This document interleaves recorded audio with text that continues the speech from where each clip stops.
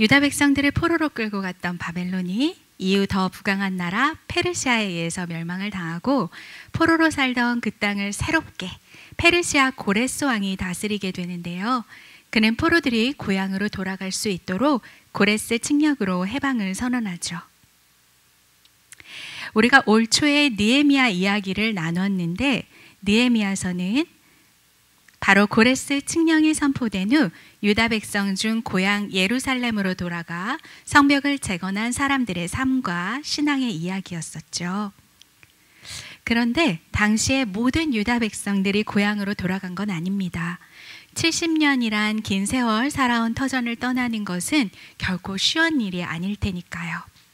바로 오늘 이야기는요, 해방 이후에도 고향으로 돌아가지 않고 그 땅에 여전히 남아서 살아가게 된 유다 백성들 가운데 일어난 일을 나누려고 합니다. 책의 제목은 에스더서고요. 지금으로부터 약 2500여 년 전 페르시아의 수도 수산성이 이야기의 주 무대가 될 거예요. 오늘 제목을 내 자리에서 주 섭리에 눈 뜰 때라고 정해봤는데요. 여기 친구들에게 좀 생소한 단어가 있죠. 섭리라는 이 단어는 온 세상과 만물을 다스리시는 하나님이란 뜻이라고 의미를 생각하시면 되겠습니다. 오늘 이야기를 들으면서 하나님의 섭리라고 특별히 느껴질 때가 몇 번이나 되는지 각자 좀 생각해 보셨으면 해요. 제가 이렇게 이야기하면 혹시 물어볼까 봐 세고 계실 수도 있을 것 같아서 결코 물어보지 않을 거라는 거 약속드립니다. 편하게 마음으로만 헤아려 주시면 되겠어요. 자, 그럼 본격적으로 에스더서 이야기 속으로 들어가 보겠습니다. 페르시아 고레스 왕 이후 세월이 흘러서 아하수에로 왕이 등극하는데 그는 인도로부터 에티오피아에 이르기까지 127개의 지방이나 다스리게 됩니다. 아하수에로는요, 잔치를 지나치게 즐겼는데 무려 6개월, 180일 동안이나, 그러니까 반년 동안이나 나라의 높은 사람들을 초청해 잔치를 벌이고 그 잔치가 끝나자 또 백성들을 왕궁들로 초청해서 또 잔치를 벌이죠. 술이 취해서 기분이 좋아진 아하수에로 왕은 갑자기 모두에게 왕비 와스디의 미모를 자랑하고 싶어졌어요. 신하들을 시켜서 왕비를 불러오게 하는데요. 그 시각 부인들을 초대해서 따로 잔치를 즐기고 있던 왕비는 아하수에로 왕의 부름을 거절했어요. 왕은 몹시 화가 나서 어쩔 줄을 몰랐어요. 마음이 진정되지 않은 왕은요, 당시 나라 일을 함께 의논하던 고위 관리들을 급히 불러 모았습니다. 내 명령을 어긴 와스디 왕비를 법대로 하자면 어찌해야 하오? 와스디 왕비는 왕의 매일만 잘못한 것이 아니라 이 나라의 모든 귀족과 백성에게도 잘못한 것입니다.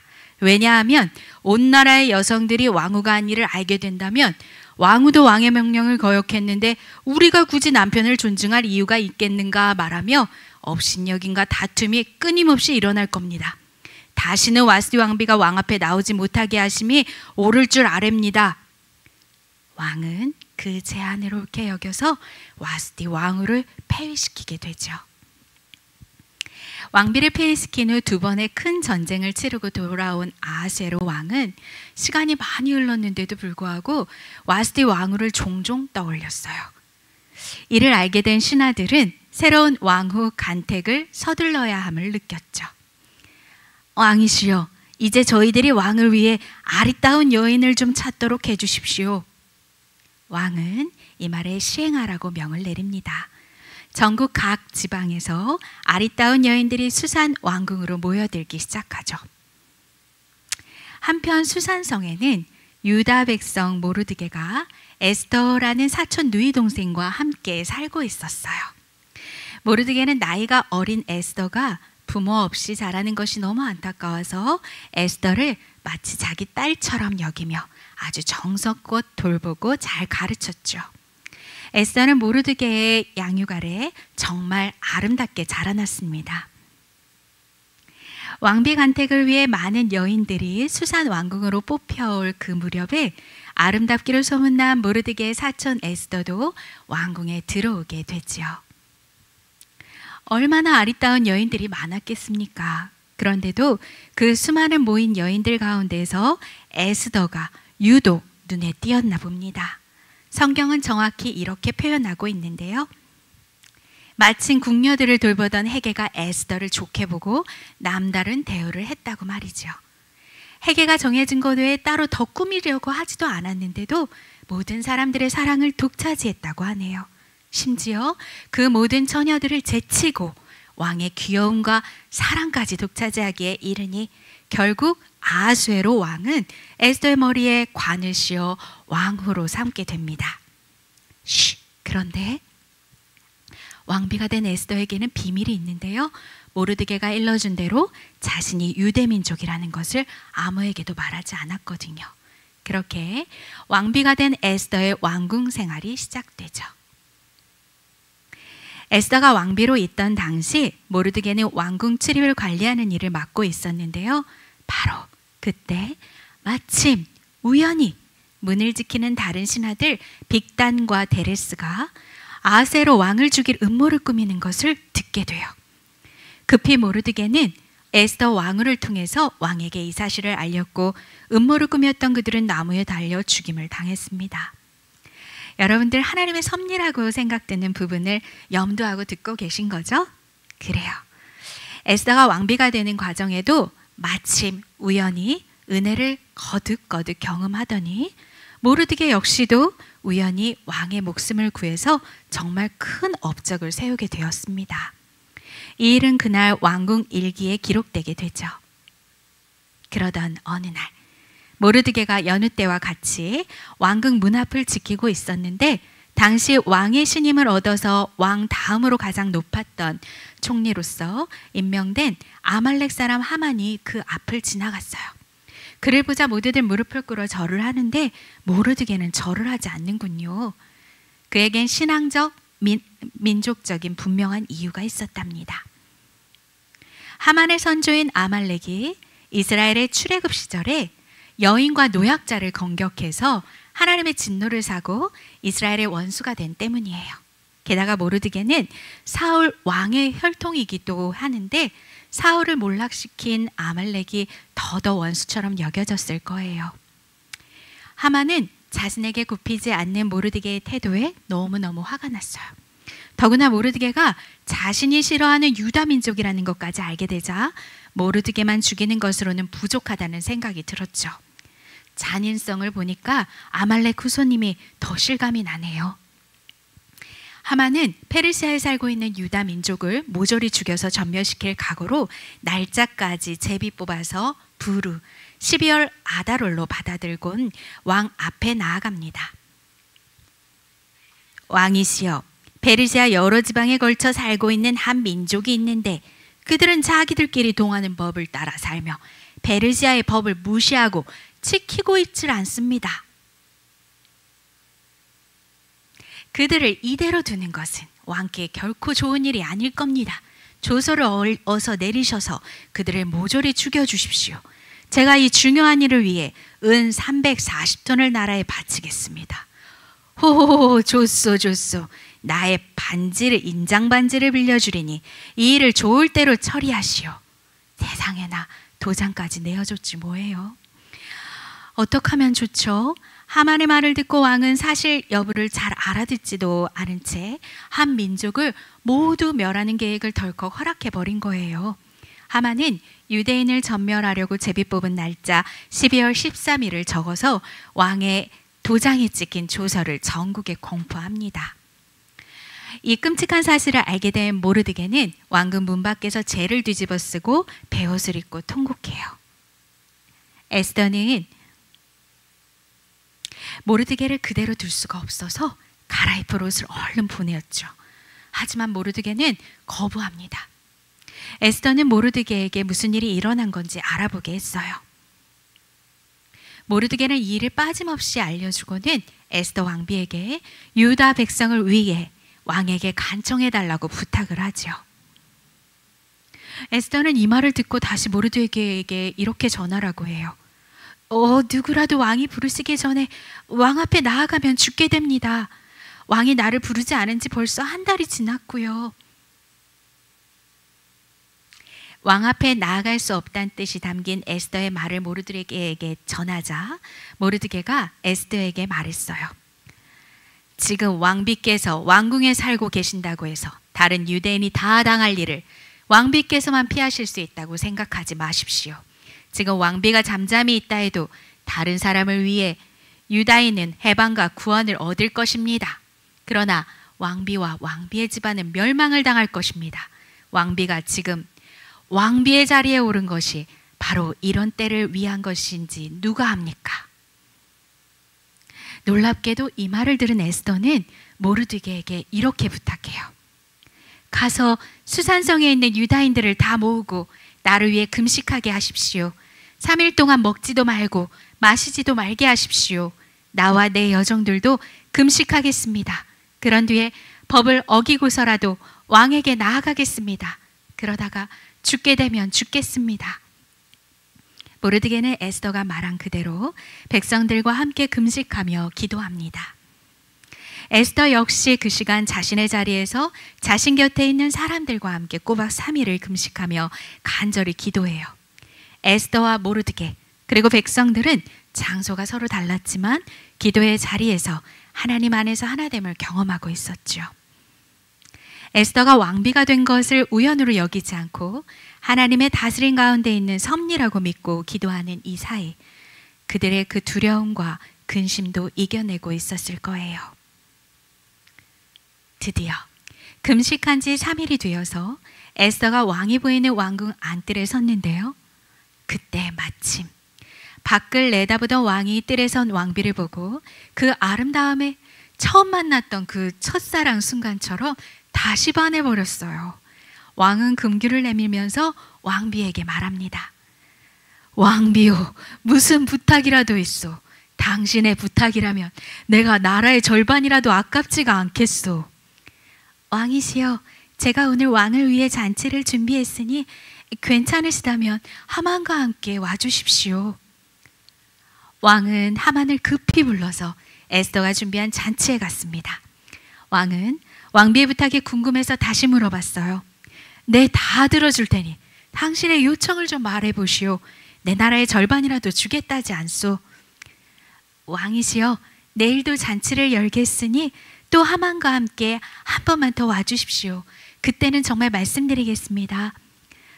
왕은 무슨 어려운 부탁이기에 왕비가 저리도 입을 못 대는 것인지 한층 더 궁금해졌어요. 왕비의 잔치에 초대받아 신이 났던 하만은요, 집으로 돌아가던 중에 또다시 자신에게 무릎 꿇지 않는 모르드게와 마주치게 되고 더더더 화가 치밀어 오릅니다.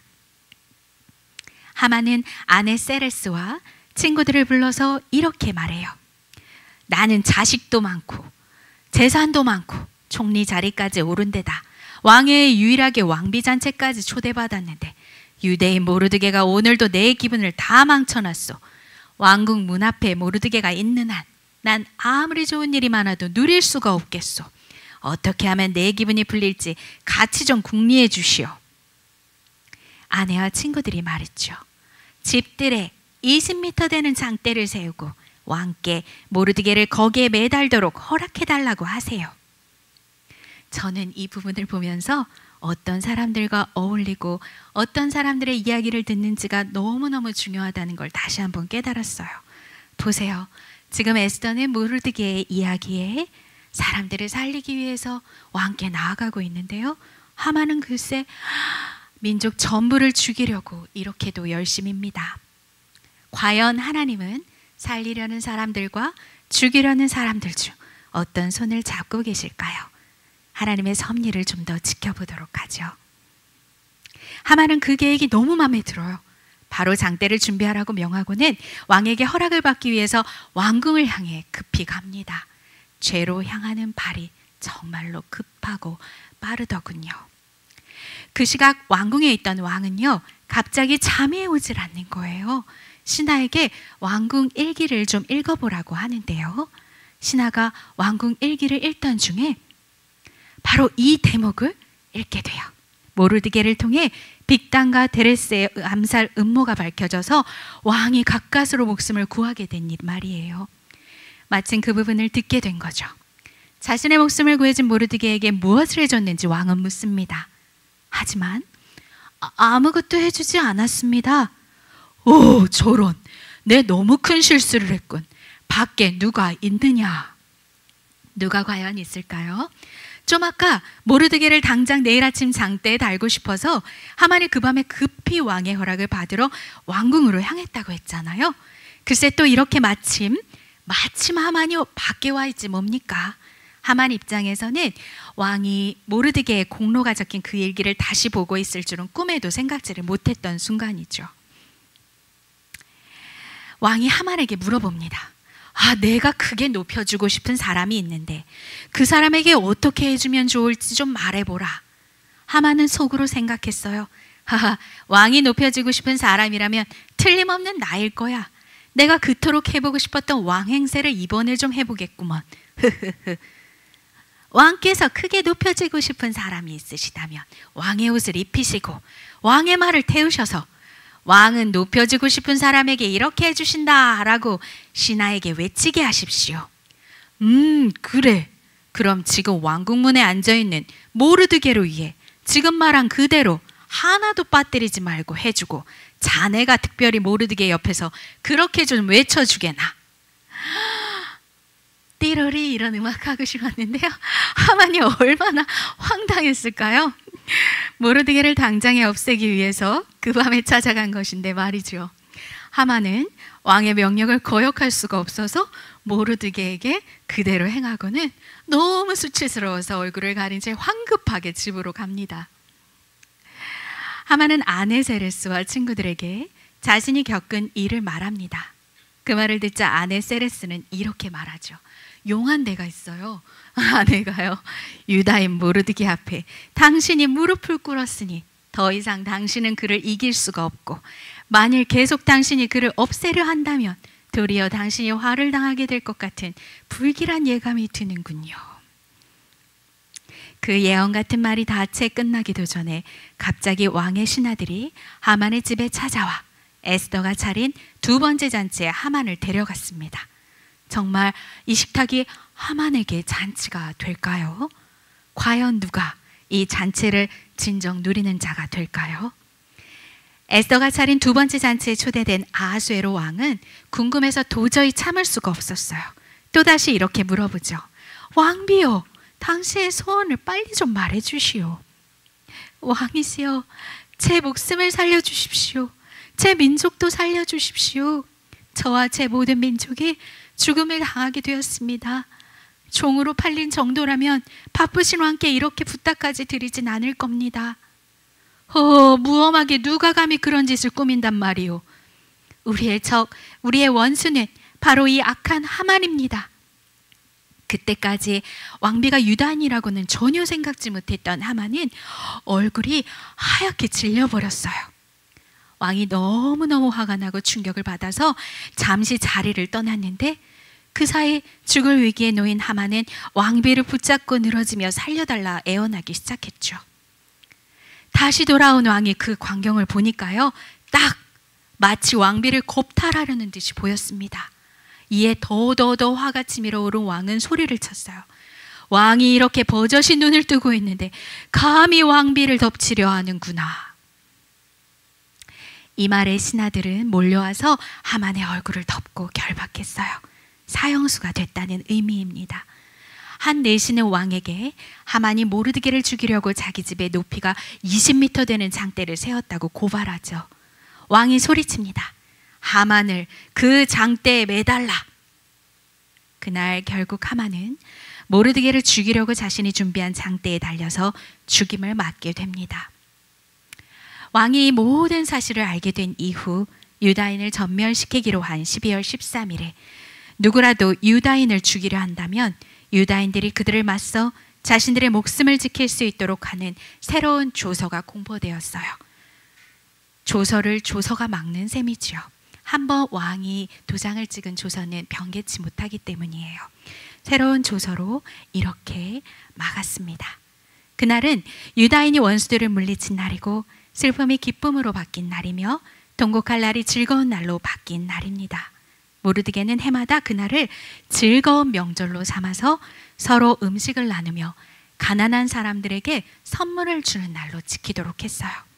그날의 이름은 바로 제비라는 뜻의 부르라는 말을 따서 부림절이라고 정했죠.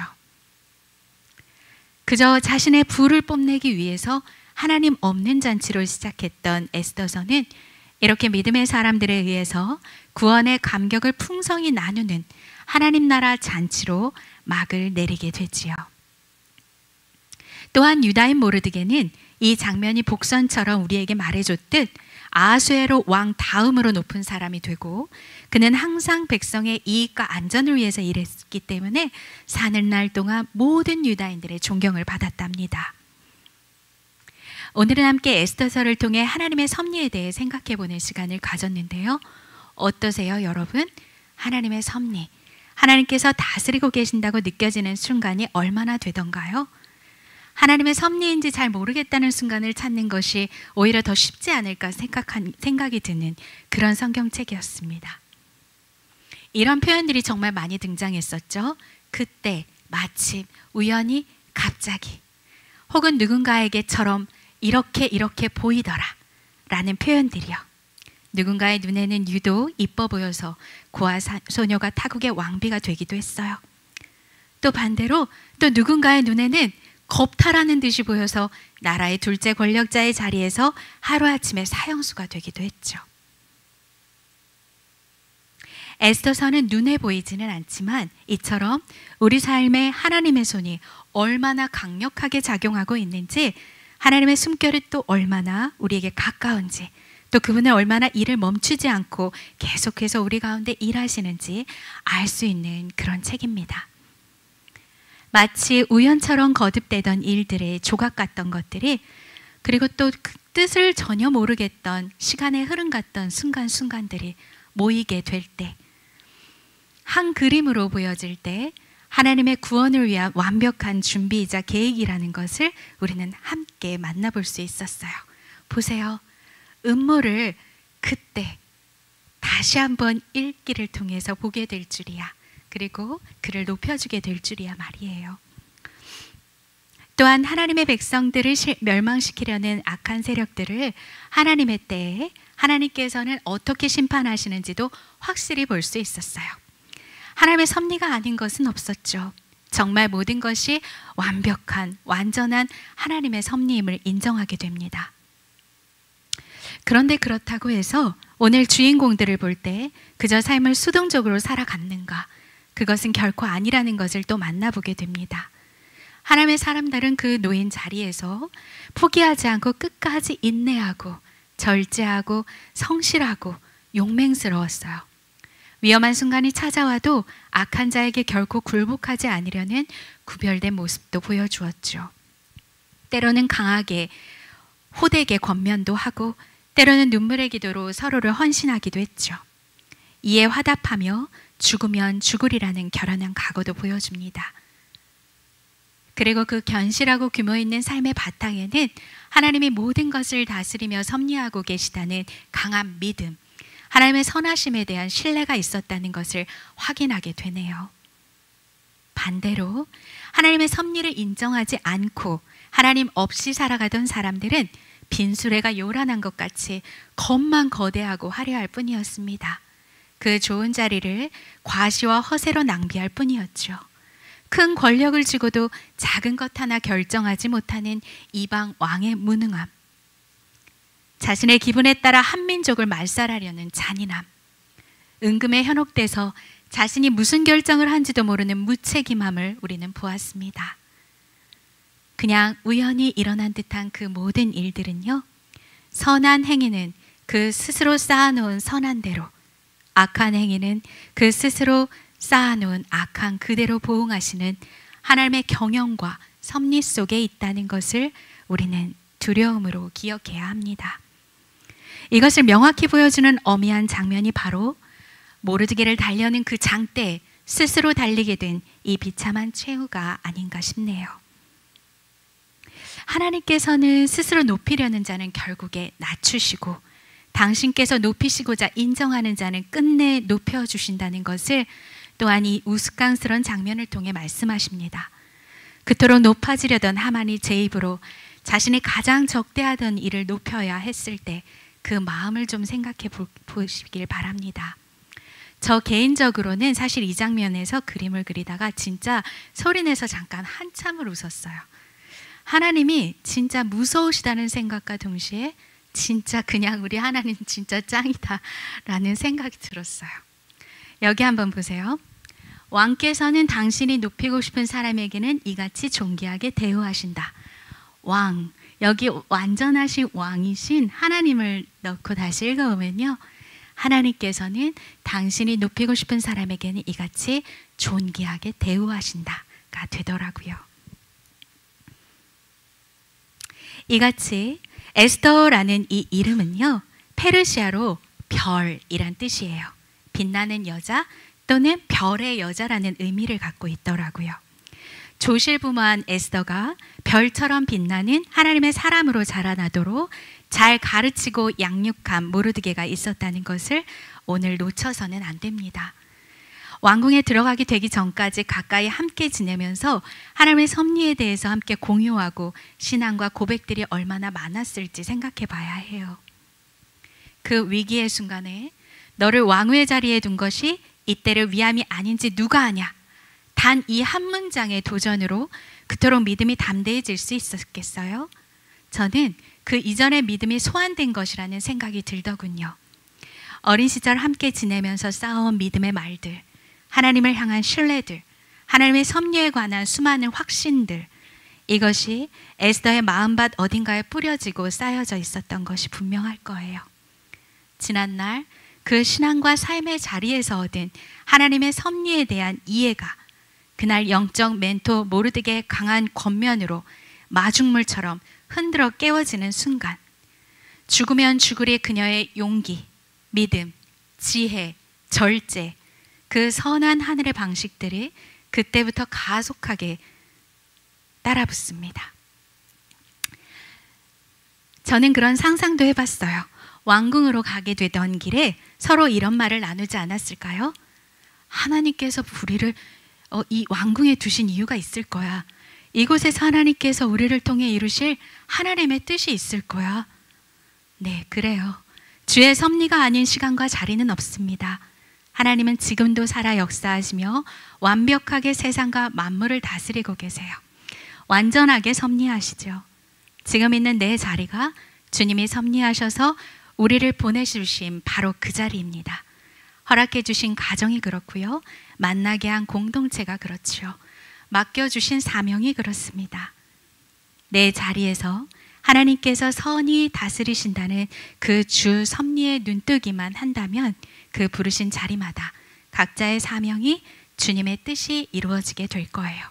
모르드게처럼, 에스더처럼요. 어떤 사람들은 믿는 사람들과 성전을 재건하게 보내시기도 해요. 또 어떤 사람들은 하나님을 모르는 사람들 가운데 세우셔서 어둠을 비추는 별이 되기도 하시죠. 악한 세력을 대적하며 믿음의 절개를 드러내는 자리에 두시기도 해요. 각자마다 부르심이 다릅니다. 다만 그 어떤 자리든 하나님의 선한 소리 우리를 붙잡고 계시다는 사실이에요. 그리고 또한 낮추는 자는 높이시고 높아지려는 자는 계속해서 낮추신다는 것이죠. 또한 악한 것은 악한 대로 반드시 심판하시고 선한 것은 선한 대로 보응해 주신다는 것입니다. 말씀을 맺으려고 합니다. 오늘은 다음 세대로 예배하는 날입니다. 우리 친구들은 지금 하나님께서 보내주실 자리, 맡겨주신 사람들을 위해 배우고 성장하는 너무 소중한 시기, 준비되는 시기를 지나고 있습니다. 모르드게가 에스더에게 하나님의 섭리에 대해 긴밀히 전하고 삶으로 보여주었듯이 주 섭리에 눈뜰 수 있게 해주는 말의 권멸과 또 구별된 삶이 우리 모두에게 너무 중요할 것입니다. 우리 온 교회가 서로 멘토가 되어서 하나님의 선하신 섭리를 아낌없이 소개하고 도전해주면 좋겠습니다. 다른 특별한 것이 없어도 하나님의 섭리에 대한 믿음이 분명해질 때 어느 자리에 있게 되든 그곳이 하나님의 뜻이 이루어지는 그 어디나 하늘나라가 될 것입니다.